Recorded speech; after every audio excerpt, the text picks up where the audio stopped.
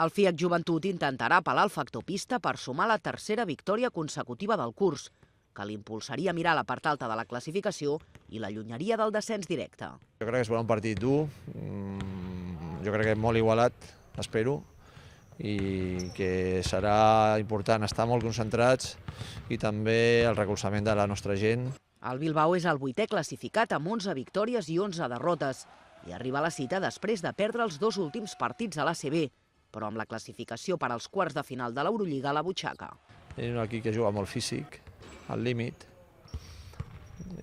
jugadors molt experts, evidentment ara amb més experiència si cal amb el tema d'Europa, que estan fent un temporadón.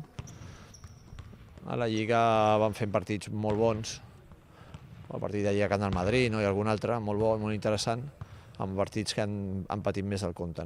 Suposo que ara han aparcat una mica el tema d'Europa i després de les 2 derrotes últimes a l'ACB vindran aquí amb ganes de col·locar-se en llocs de play-off.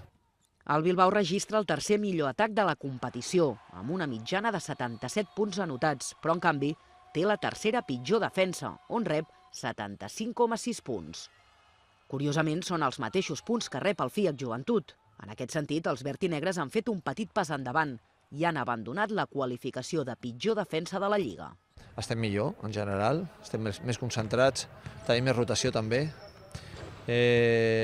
Comencem a tenir també les rutines i el treball que anem acumulant ja de principi de temporada, ja comença a donar els seus fruits i també creiem en el que estem fent ara, en aquest moment.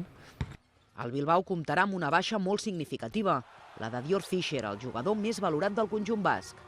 El tècnic Fotis Katsikaris tampoc podrà comptar amb Roger Grimau i té el dubte d'Àlex Mumbrú. El maig es jugarà avui a 3:15 del vespre al Palau Olímpic.